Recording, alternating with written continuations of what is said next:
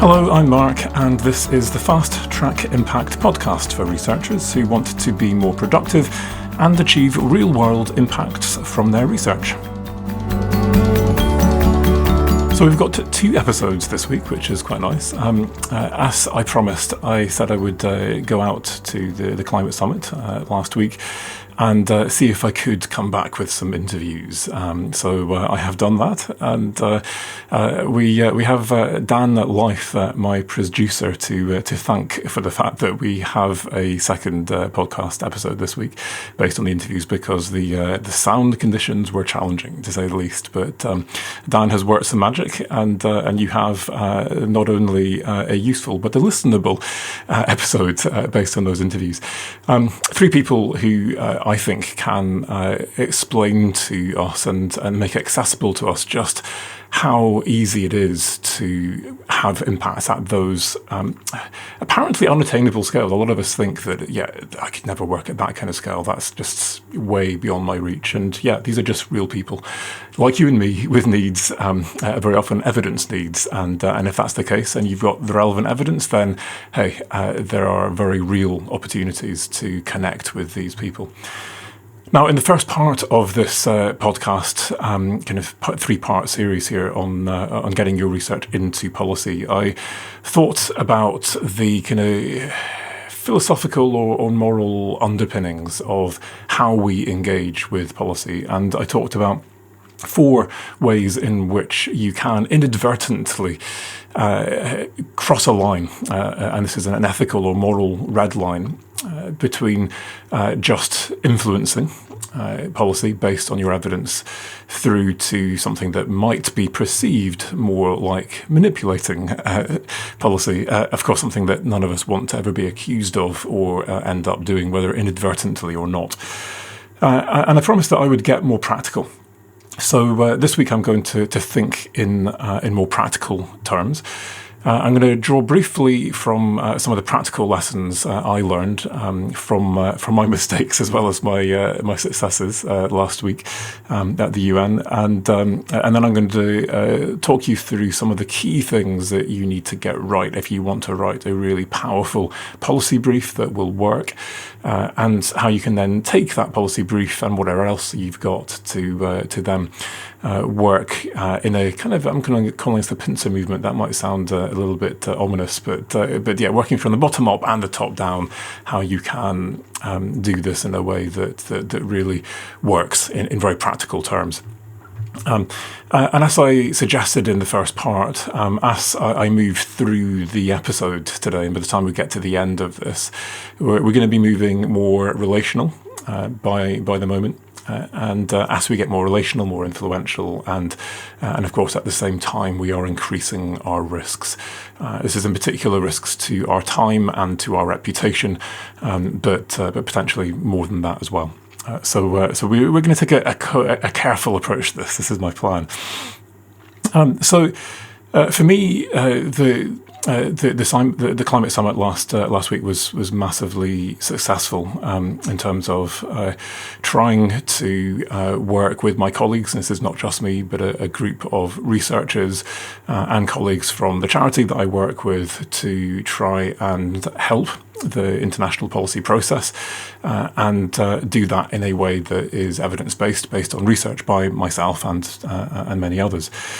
And so I came back with a whole load of really important opportunities over the next 2 years to feed into an international program called the Global Peatlands Initiative that has 3 main strands, and my colleagues and I, with me acting as a knowledge broker to many other researchers, able to feed in directly to that process to form part of what will be the first ever global assessment of peatlands, which will then feed into not only UN policy processes, but national policy processes around the world. For me, the lesson here was very simply being in the right place at the right time with the right person and being available and willing to help. Through my kind of ongoing stakeholder analysis and just engagement with this particular field, I knew that this initiative was coming along. I knew that they were interested in our research because they'd contacted the UK government a number of years ago, who'd put them in touch with me. And so I'd worked out who were the key people who were in charge of this, and I decided, I need to go and talk to these people face to face, just hoping for the best, hoping that these people have indeed found out about our research and practice and policy and all the cool things going on in the UK, and that they understand the potential relevance of this internationally. That's not something I want to leave to chance. I want to really make sure that I connect with these people and have a chance to discuss. So for me, this was a valuable enough impact opportunity that I was willing to fly to Nairobi for a day, and it would have actually literally been a day trip to Nairobi. And connect with at least one of these people. I still have a trip planned to Rome for the day, well, I will stay overnight actually in Rome, but it's going to be a very brief visit there. And for me, this was worth doing in terms of my impact, because I could see that these were two people who had the potential to use my research, so I thought, in ways that could have global impact. So when I got the opportunity to meet this person in Poland instead, in return for doing a presentation at our side event, then of course this was a bit of a no-brainer. So yes, the right time, the right place, but this was not just random chance. This was based on a kind of a strategic prioritization of who might be the one person or one of two people that I really need to connect with to understand where they are at, to really position this work in a way that will have impact. So that's my first message. I think the second message for me is perhaps less positive. I've talked, I think, in this podcast, if not, it's on my blog, about how I take this interview-based approach to get evidence-based testimonials for ref impact case studies. But if you want to, whether it's ref or something else, you want to prove that you've got an impact, well, I might say that I've influenced policy. Great. Do you have to take my word for it? Well, no, because I'm going to interview someone who I can explore this with in depth and really find out whether or not this is something that is significant, whether it's had reach, and whether this can indeed be attributed back to my research. And so based on the fact that I knew that a few years ago that this UN initiative had reached out to the UK government, and that they had then put them onto my research and the research of others who had fed into a particular policy mechanism, I thought, well, there is a credible argument here that we may well have already had quite a lot of impact and shaped this program. And so I interviewed this person, and embarrassingly, it turned out that actually no. We haven't had any impact yet at all. I kind of probed, and if you thought hard enough and long enough about this, you could find an indirect pathway to back to our research, but this was not really credible. And for me, this was actually really quite embarrassing that here I am, supposedly trying to help you, and at the same time, I'm asking you if you've already had impact, and we haven't. And that took a bit of getting over in terms of my own ego, and but also in terms of the trust that I am here genuinely because I want to help, not just because I want to harvest things for some government assessment. And I hope that my heart shone through with that. And she certainly said that she appreciated the need for researchers to be able to evaluate this kind of stuff. The other thing that for me was fairly bruising was the fact that my presentation went wrong. So I got a fairly long string of embarrassing situations in high level situations. So in this particular case, 5 minutes before we were on, we discovered that my presentation had been corrupted. So there were no video, no images. It was just all completely messed up. So I went into the booth to try and find a plan B, which was we'll download it from Dropbox. It'll all be fine. Found the file, started downloading it. it, and it said 3 hours and counting. So then we were like, right, we need to find a way around this. Hotspot, we got a hotspot, 3 minutes and counting. Phew, okay, so I need to get out there again because I'm going to be up and I'll trust that it will all be fine. And sadly, it wasn't. I had selected an old version of my file that I'd made the day before. And this was, I'd saved this in this particular place for some reason when I'd gotten about halfway through making my slides. And then the whole of the rest of my flight and that evening, I'd worked on this other presentation in a different place on my laptop. And that morning, I'd gotten up early and I'd rehearsed all the timings. There were various animations. I'd gotten it perfect.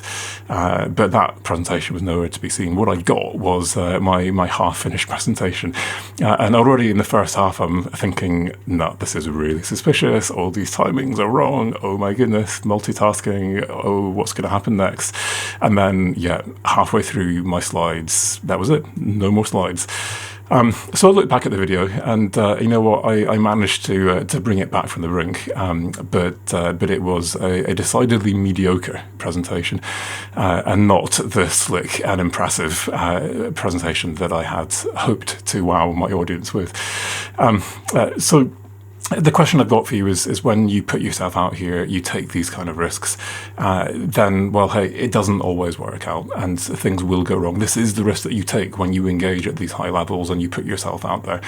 How do you recover from that? Do you just go into a hole and chastise yourself? I was pretty angry with myself, and I will confess I did not sleep well that night on the basis of just being so annoyed with myself for making such a stupid mistake. But for me, it was really important that I bounced back. So as soon as I'd managed to get some sleep and woke up and got myself into my right mind, for me, this was about focusing back in on my core priorities. And my core priority in life is that I want to make a difference. I want and I believe that it is possible through my research that even if this is one person, one organization, one system, something small, it is possible to make the world a better place. And as I reflected on my whole visit to the UN conference, it was for me about zooming in on those conversations where we realized that, yeah, you need all of this stuff. This is stuff that I can do, or I can find people who can do. We can, working together, make an enormous difference on a global scale.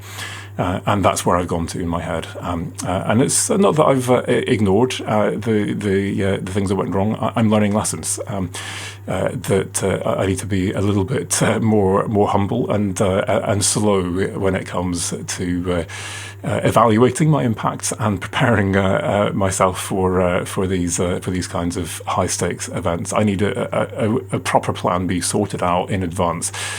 So yeah. We can learn from our mistakes, but that doesn't mean we have to constantly beat ourselves up for them. So let's move into some of these more practical things. That's what I learned from the practical experience of going out there and trying to do this stuff, partly succeeding, partly failing.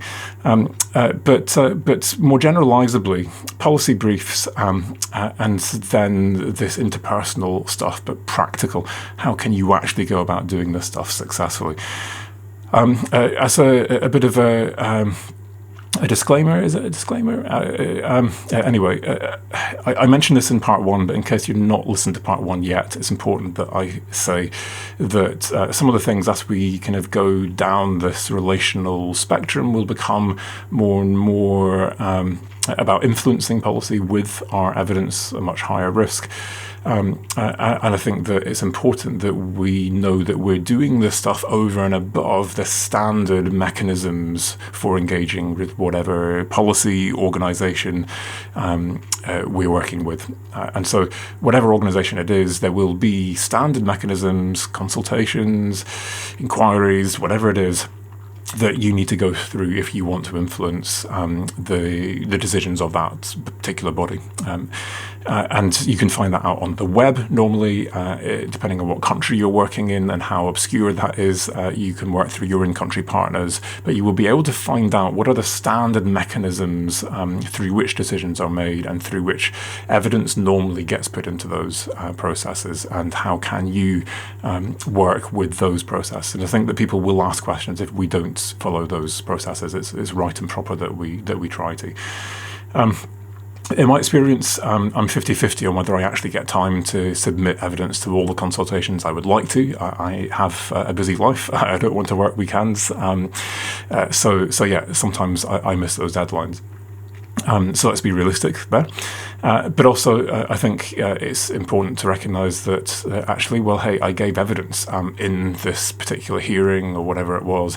What happened to that evidence? What happened next? Did that get written up? Who saw that report? What happened to that report? What policy processes did that feed into? We need to understand what happens next. And very often it is that what happens next that makes the difference between that evidence actually being heard and seen by the right person and actually feeding into the right process so that actually it meets its mark. So a policy brief is a great way for me of doing this. And policy briefs for me have to not only be about just representing the evidence, but there is a framing job that needs to be done. There is lots and lots and lots of evidence out there, and I'm not selecting that evidence in a selective or biased way, but I am selecting it in terms of what is actually relevant for the policymakers in this context, at this time, and in this place. And there are some things which are more relevant than others. And so for me, the first step in any policy brief making process is to go out and find who are the people who are who are demanding that evidence. What are the policy needs, the evidence needs, and can I now position that evidence to meet a specific need? And based on the nature of that need, I may well then frame that evidence in a way that makes it obvious as to how it meets that specific need with these particular bits of jargon that are in that policy process, which when I unpack and define and explain what those bits of jargon are, you can see exactly now why theoretically my research is 100% relevant to this. And if you look at it on the surface of things, and I'm doing this from my ivory tower without having done that preparatory work, it may look like my research is completely irrelevant because I'm using completely different terminology and jargon to communicate this, and it goes straight over people's heads and nobody actually understands why my evidence might be relevant for them. So we're doing that preparatory work so we can position this, we're choosing the most relevant research, and we're then framing it in a way that will resonate with the policy people, processes, and the jargon that is being used at that time and place. And of course the language, if we're working in a country which is not using a national language which is the same as ours. The next point here is very closely linked to this idea of making your work relevant, and it's about making sure that we haven't then been selective with our evidence in that relevant space. And the temptation here is that we only look at our own research. And as I said in part one, I've often been funded by my own research funders to create policy briefs based on my research. We need to ask ourselves, how can we synthesize, how can we shortcut people to the rest of that evidence? And go back to part one if you want to find out more about different ways in which you can do that. The next step is that, okay, I've made this relevant and I've synthesized in a balanced way the evidence. And yes, I've maybe highlighted my evidence in a box or kind of in the two middle pages or whatever it is. But I've done this in a responsible way. I need to make sure that this is now written in a way that is understandable. And for me, as academics, no matter how good we might think we are at science communication, communicating with policymakers, get some help here because you are blind to your own jargon.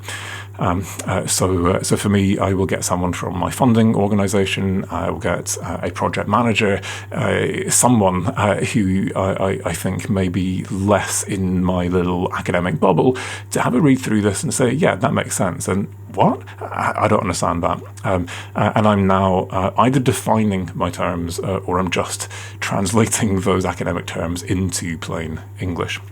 So it's relevant, it's responsible, it's understandable.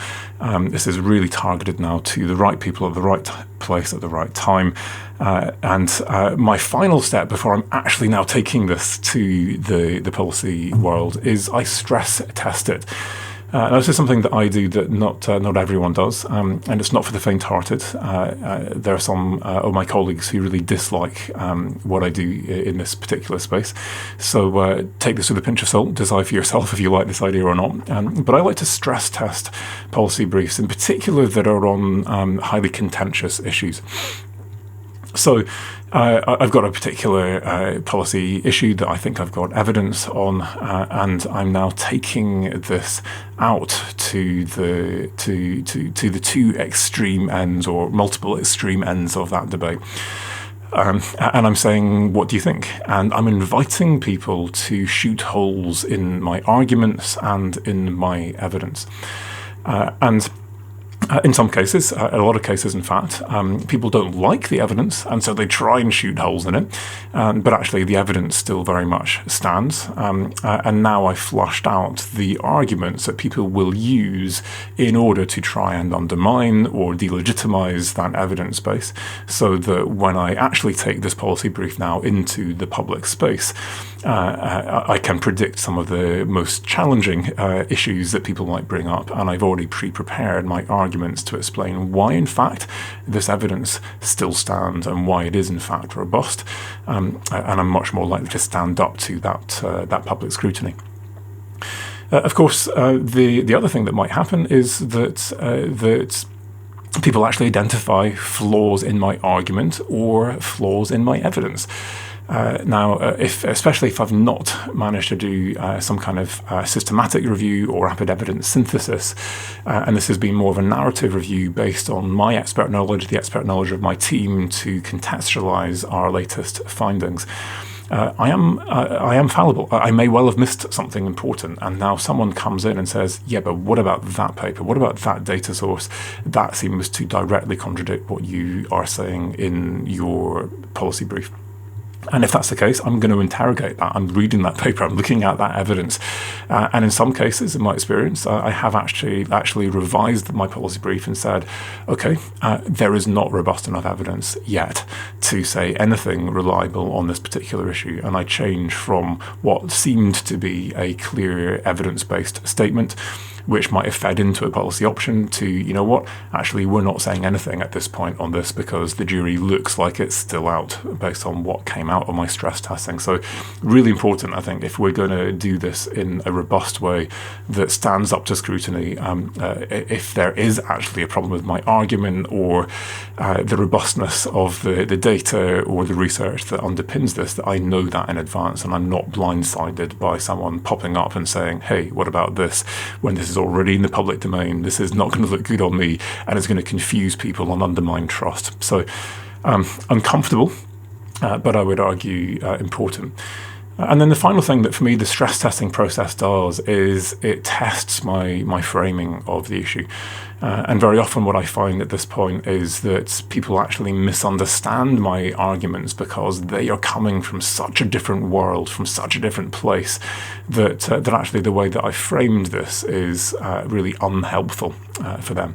And they are reacting now to my framing and throwing this out and objecting to the outcomes of this, the policy options, based on the way in which they've been framed and actually not based on any of the evidence.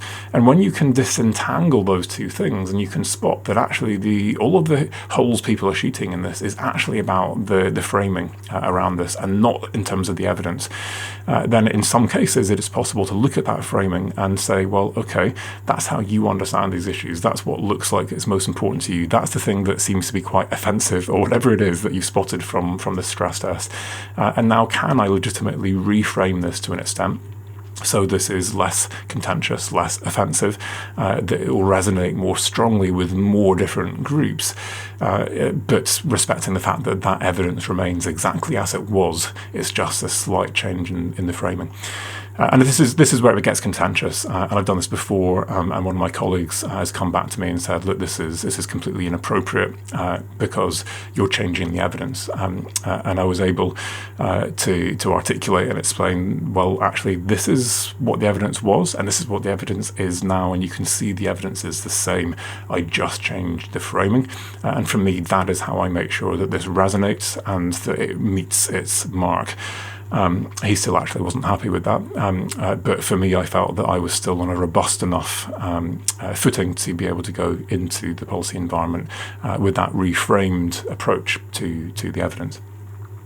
Now I'm going into the policy world, and at this point, this is where the stakes start to become a lot higher.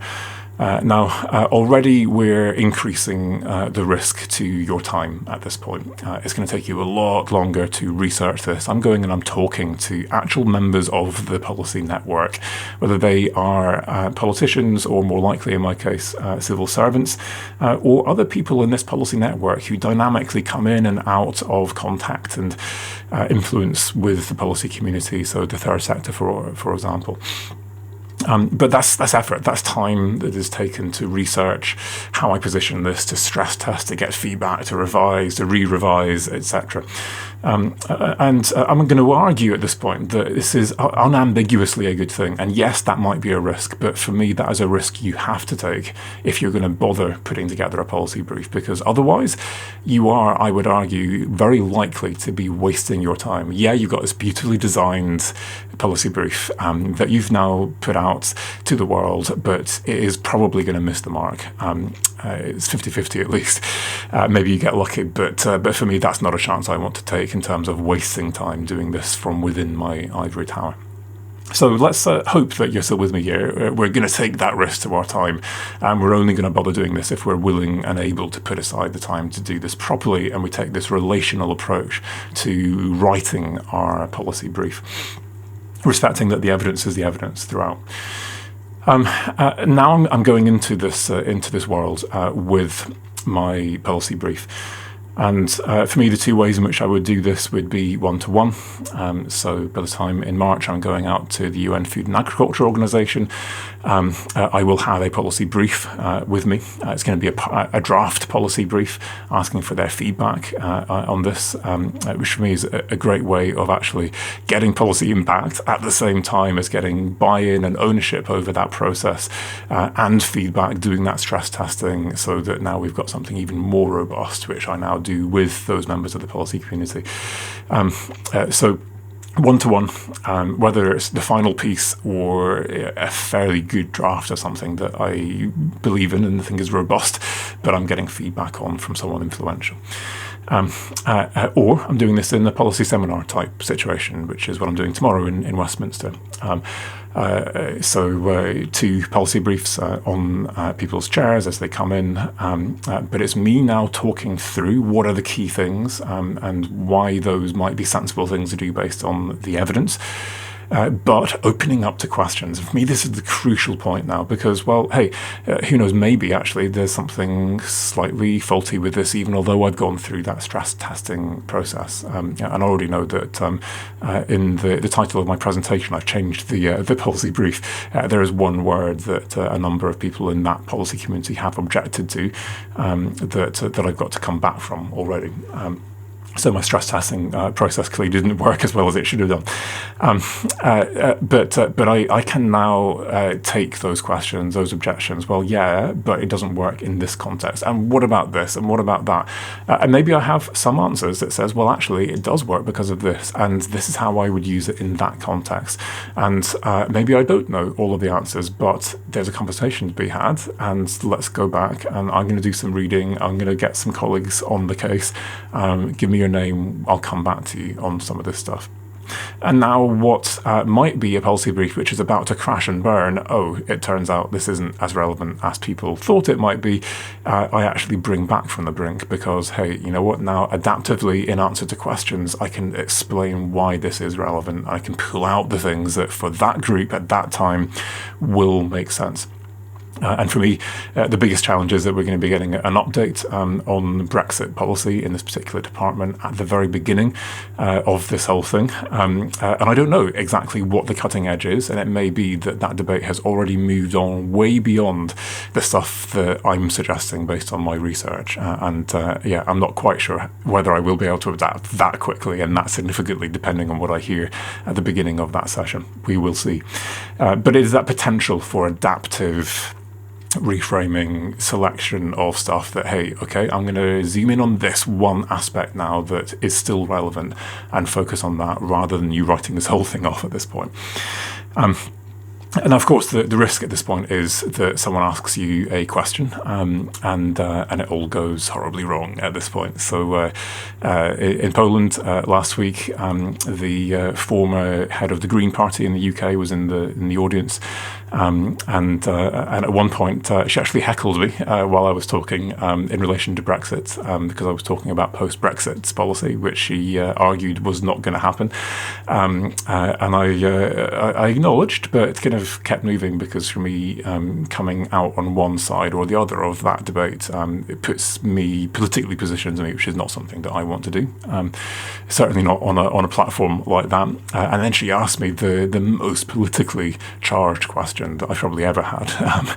It was a class-based question, as well as having a whole series of moral and ethical undertones, which is of huge contention at the moment in UK policy. Luckily, I had enough time to think about it that I came out with an answer that I was happy enough with at the end. But in terms of my plan A, when someone's asking a question, you're thinking to yourself, here's one way I could answer this. Not sure about that. Here's another way I could answer this. And you hope they ask and they waffle long enough that you've had a chance to think of a better answer than your plan A. In my case, my plan A would probably have gotten me into significant trouble. And I realised as she was talking, no, that is not the right answer, at least not in this public forum. And I had a plan B by the time she'd finished that I was okay with. But hey, maybe you don't have that time. Maybe you go with your plan A and you realise as you're speaking that you've now put in your foot in it and you're in some big political mess. You've offended a whole load of people or whatever it is.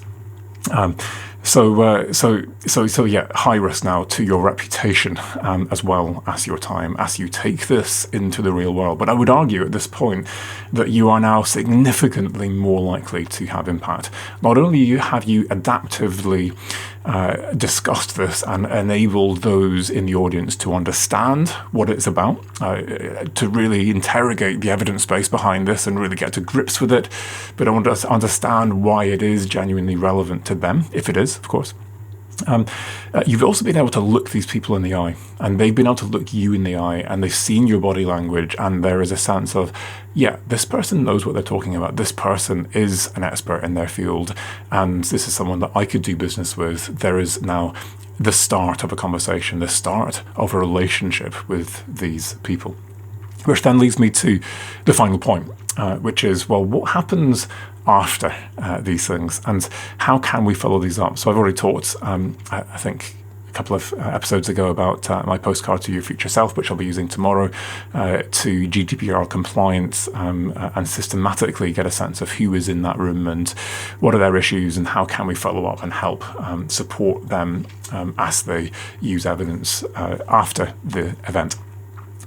But for me, there are, broadly speaking, two approaches to this. And I'm going to suggest there's a bottom-up and there's a top-down to this.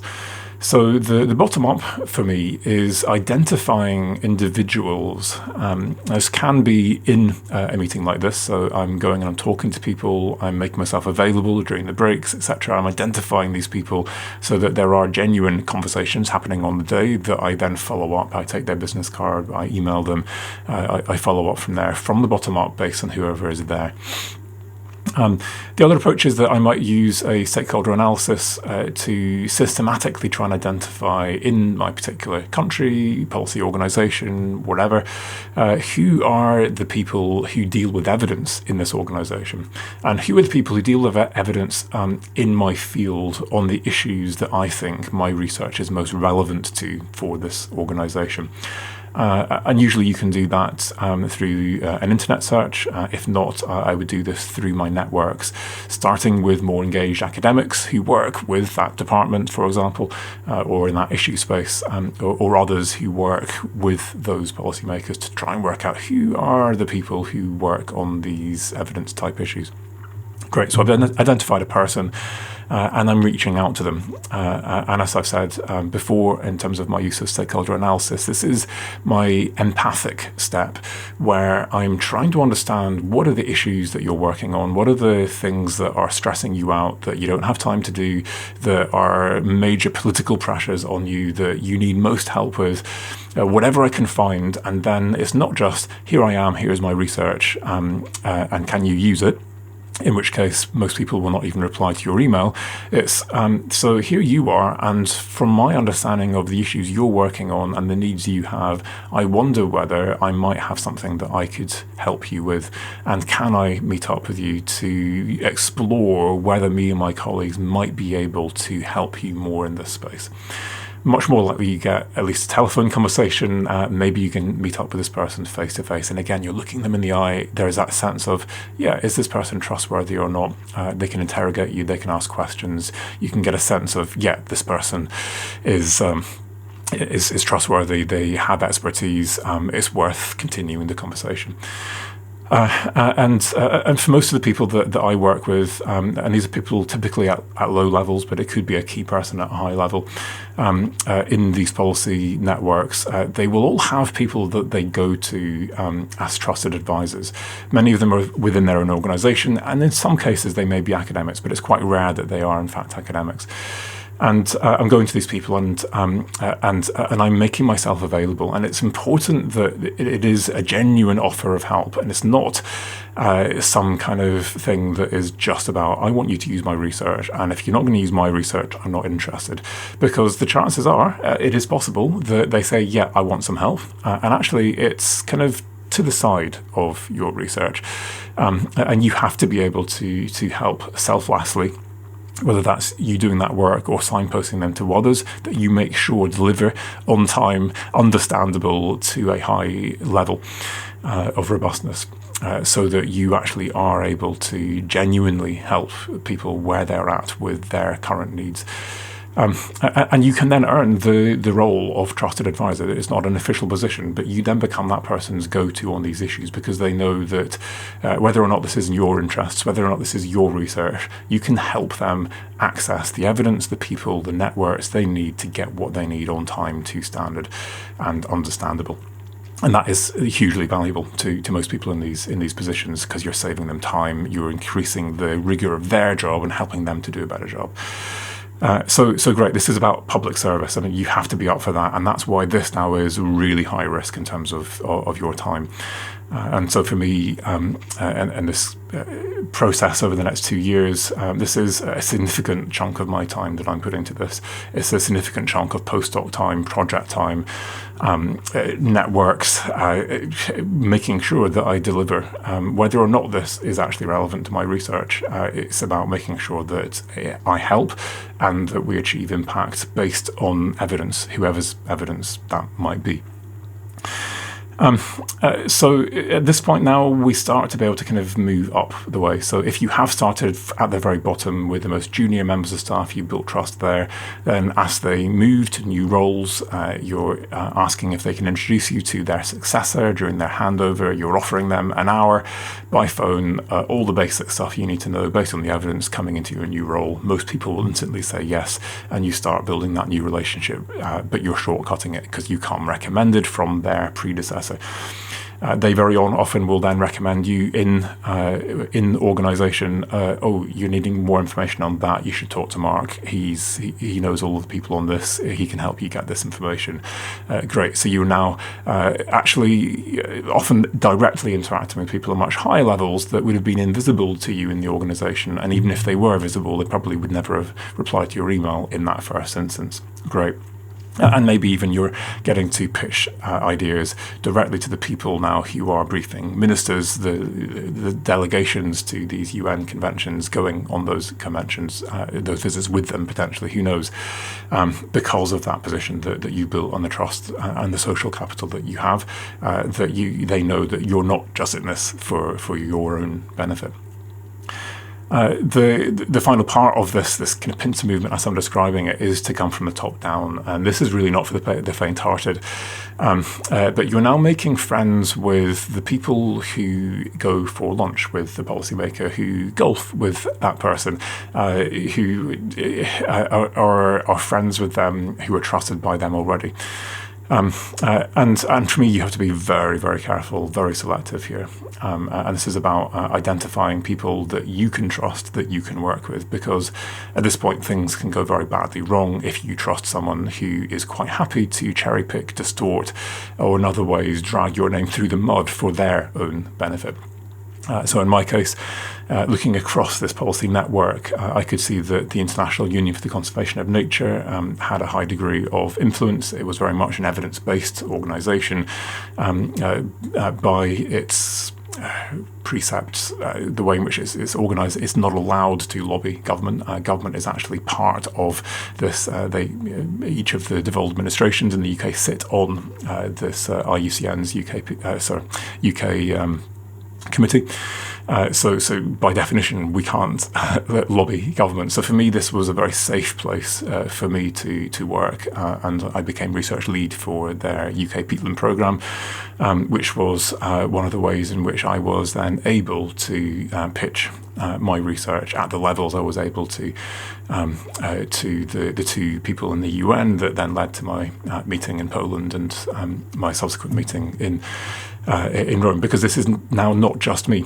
These are much deeper, longer-term relationships with the organisation that I work with. And although you may not quite know me or trust me at this point, you know and trust that organisation. And so this is a way in which I can now reach much higher levels and shortcut that process because I'm now trusted by proxy. Now, of course, I have to earn that trust, which was for me why I felt so embarrassed that I'd asked the question about whether or not this programme had impact yet, and discovered that we hadn't, and worried that perhaps that looked bad in terms of the trust I was trying to build there. Who knows how that did come across. But for me, this is now a big opportunity to draw on that broader, longer term base of trust to operate at much higher levels. And in many of the cases, for me, actually, this is about me feeding stuff to the director of this organisation, who is the actual person who's talking to the high-level politicians in this space. And I'm perhaps going to London in many cases. I'm briefing him as he goes in. These are the red lines in terms of what the evidence says and what it doesn't say. This is how far you can go, debriefing him as he comes out, and enabling that organisation to do better policy-based work as it informs government based on evidence, not just from my research clearly, but from much broader afield as well. So what I've tried to do now is to take you along a relational spectrum. And at this point, we are, as far as I go, certainly, and I do know many others who go much further than this, but if this is as far as I feel comfortable going in terms of getting much more empathic, relational, adaptive, so that I am able to use the evidence available to me to now get this in front of the right person at the right time to make a difference. I'm not leaving this to chance. I'm not just publishing a paper and hoping someone reads it, someone finds it. I'm not even just making a policy brief and sticking it out on social media, posting it to hundreds of people. I am not leaving this to chance. I am now trying to put this in front of the right people in ways that they can interrogate, that they can look at deeply, that build relationships, that build trust, that increases significantly the chance that that decision is in fact based on the broadest possible evidence base, and that we get a better decision as a result of that. The risks of this, as I hope are now clear, are massive in terms of the time you have to invest to make this stuff happen, and the reputational risks that come with that. I hope that by drawing out my own experience from last week, you get a sense of the rewards of that, as well as the embarrassment and the challenge around when these things don't quite go according to plan. And my hope is that for each of you listening to this, that you will take one step more relational, one step more influential, even if it's a small step that, you know what, I'm going to make my next policy brief a slightly different way. And I'm going to invest a bit more time in this. I'm going to do this in a way that will have much more impact. One small step more relational, but with our eyes wide open to the risks and mitigating those risks as far as possible. So this is the final episode of this year. I'm going to be taking a slightly longer break than usual over Christmas this year. I've got a wee operation, so I'm going to be on sick leave over Christmas for the next 5 weeks. So no more podcasts until well into January, maybe even February. We'll see how long it takes for me to recover. I will be releasing a Christmas blog. I'm halfway through writing a Christmas blog, and I'll put out a newsletter to you as well with all of the latest resources and cool things that I've been reading, finding out about, using in my own research on impact and in my own efforts to achieve impact from my research. So if you haven't yet subscribed to our newsletter, if you just go to our website, fasttrackimpact.com, there is a subscribe button at the bottom of every page, or go to the contact page and you can see it very prominently there. I just send out newsletters when I've got something useful to say. So sometimes I'll go for 6 months without anything. Others you'll get once a month. But it's all of the latest stuff from Fast Track Impact, from my reading of the literature. The one thing they all have in common is it's all evidence-based. I am a researcher. That is what we do in Fast Track Impact. It's about evidence-based guidance and training for impact. So yeah. Sign up for that and stay in touch. The emails come directly from me. A lot of people who get the email just directly reply, hey, that's really interesting, start a conversation. Whether it's via email, whether it's reaching out to me via social media based on what you've heard in today's podcast, I welcome you, I invite you to get in touch with me and start a conversation with me as well as your policy community as a resolution for 2019. We can do more relational, more impactful work. Yes, there are risks involved, but we can, when we go into this with our eyes wide open, actually do impact in a much more relational, influential, and impactful way.